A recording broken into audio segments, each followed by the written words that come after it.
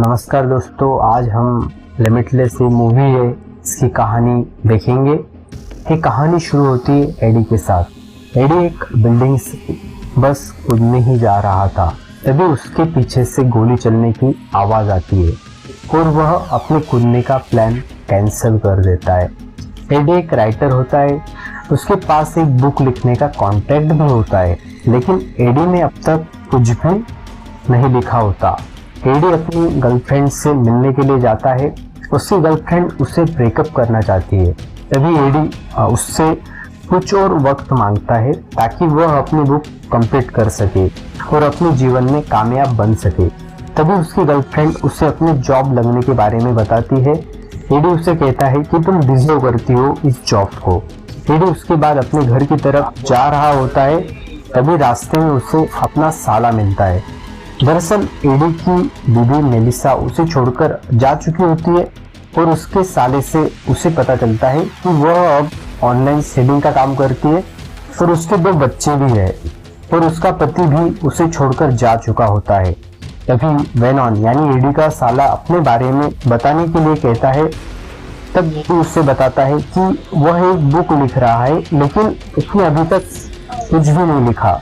Venom समझ जाता है कि एडी की सिचुएशन क्या है और वो उसे एक गोली देता है। ये गोली ट्रांसपेरेंट होती है।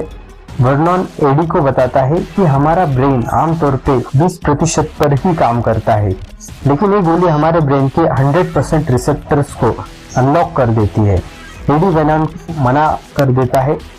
फिर वर्नॉन इसे बताता है कि इस गोली की कीमत $800 है।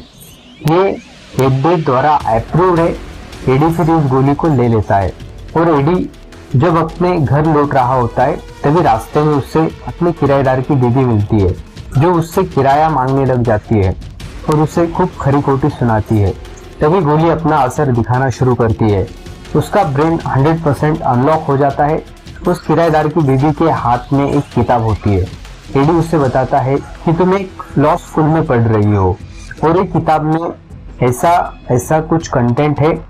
उसकी किराएदार उसकी तेज दिमाग से इम्प्रेस हो जाती है और फिर वो उसके साथ इंटीमेट हो जाती है।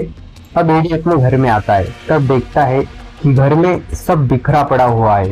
एडी अब ऐसे गंदे तरीके से नहीं रहना चाहता, वो सब साफ सफाई शुरू कर देता है। एडी अब अपनी किताब लिखने बैठ जाता है। वह अब पूरे फोकस और ऑर्गेनाइज तरीके से काम करना शुरू कर देता है और वो 3 पेजेस पढ़ने के लिए वो कॉन्ट्रैक्टर देने वाली महिला को कहता है, लेकिन वो 40+ पेजेस पढ़ लेती है और उसके लिए एक वॉइस मेल भी भेज देती है। लेकिन अगले दिन सुबह ही वो फिर से नॉर्मल हो जाता है। अब उसे फिर से वो गोली चाहिए होती है, तो वो वर्नॉन से मिलने के लिए उसके घर चला जाता है। पहले तो वर्नॉन उसे मिलने से मना कर देता है क्योंकि वो बुरी तरीके से इंजर्ड होता है, लेकिन वो डोर खोल देता है। एडी वर्नॉन से फिर उन गोलियों की मांग करता है। उसके बदले में वर्नॉन उसे 2 काम देता है। नीचे से उसे ड्राई क्लीन सूट और ब्रेकफास्ट लाने के लिए बोलता है, लेकिन जब एडी वापस आता है तो वो देखता है कि किसी ने वर्नॉन का मर्डर कर दिया होता है। एडी तुरंत पुलिस को रिपोर्ट करता है। पुलिस उसे कहती है कि किसी भी चीज को मत छूना, लेकिन एडी को चाहिए होती है गोलियां, जिनका नाम होता है NZ-48। तो वो ढूंढने लग जाता है और काफी ढूंढने के बाद उसे बहुत सारी गोलियां मिल जाती है और $800 भी।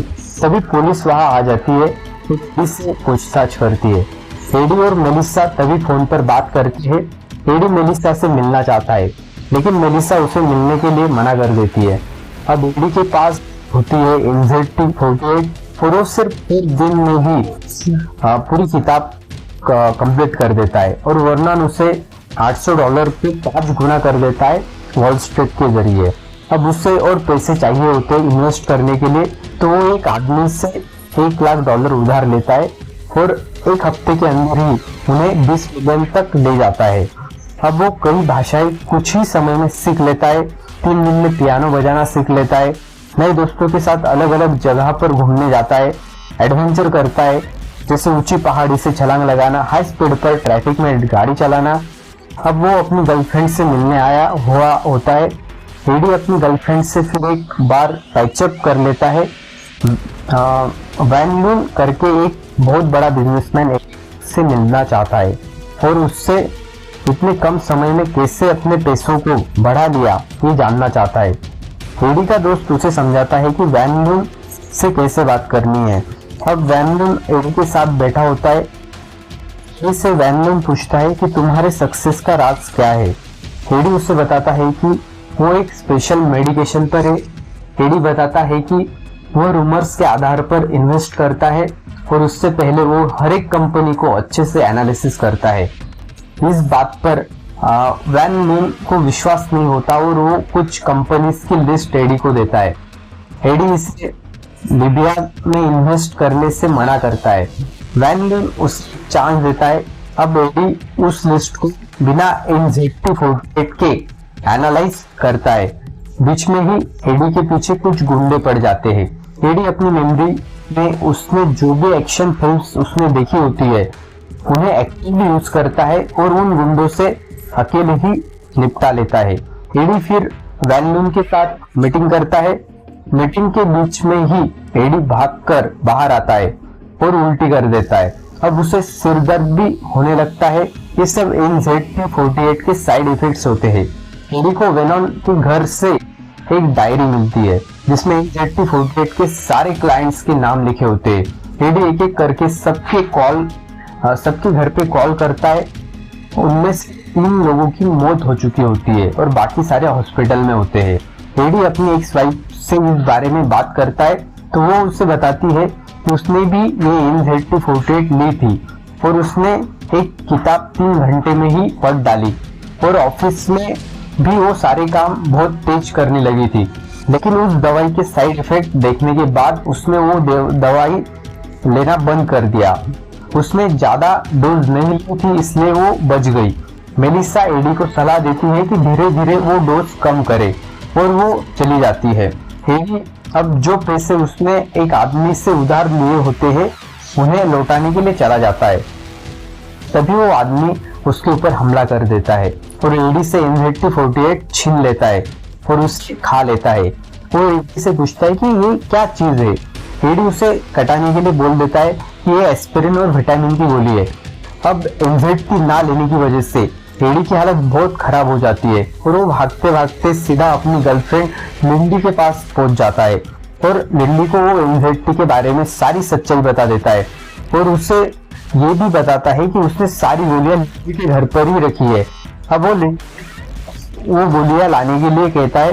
लिंडी से ही गोलियां अपने घर से लेकर निकलती है। वो महसूस करती है कि कोई उसका पीछा कर रहा है और वो फोन पर ये बात एडी को बताती है। एडी उसे वहां से भागने के लिए कहता है। जो आदमी लिंडी का पीछा कर रहा होता है वो दरअसल वेनॉन का क्लाइंट होता है। रास्ते में उस आदमी से बचने के लिए 2 लोगों से हेल्प मांगती है लेकिन वो दोनों को छाती के मार देता है। अब एडी तक पहुंच जाती है और उसे NZ-48 दे देती है। लिंडी उससे पहले एडी के कहे पर NZ-48 की देती है जिसकी वजह से वो उस पीछा करने वाले आदमी से अपना पीछा छुड़ा पाती है।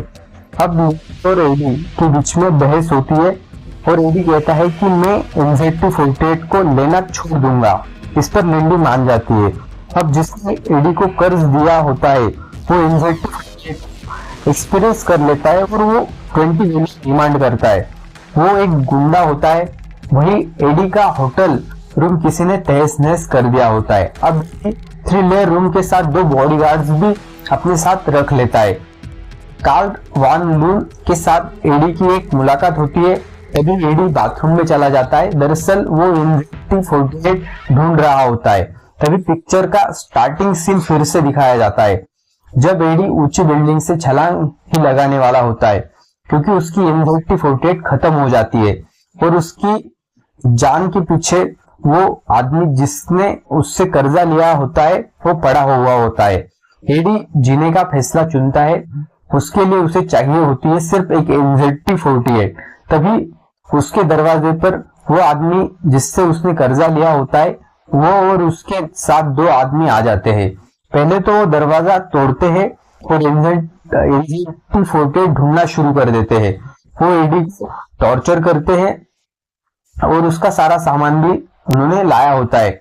दोनों के बीच में झड़प होती है। एडी उनमें से एक को छुरे से मार देता है और उससे उसकी खून से NZT48 होता है, क्योंकि थोड़ी पहले उसने इंजेक्शन के जरिए अपने खून में NZT48 इंजेक्ट किया हुआ होता है।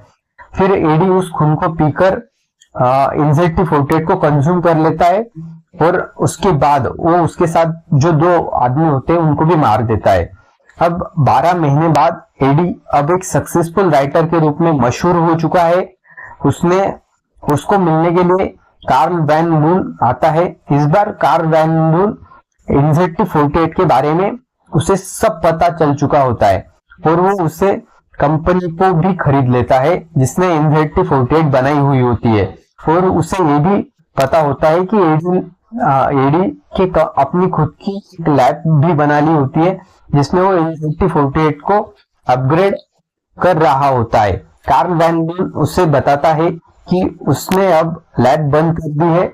एडी कहता है लैब क्या एक ही हो सकती है, 2-3 लैब भी हो सकती है ना। और वो अपनी ऑब्जर्वेशन से एक एक्सीडेंट प्रेडिक्ट करता है और वो तभी हो भी जाता है। वह यह भी ऑब्जर्व करता है कि कार्ल वैन लून के हार्ट में कुछ दिक्कत है, जिसके बारे में कार्ल वैन लून को पहले से ही पता होता है कि अब उसकी गुलामी करने से मना कर देता है और मिलने की संभावना भी खत्म कर देता है।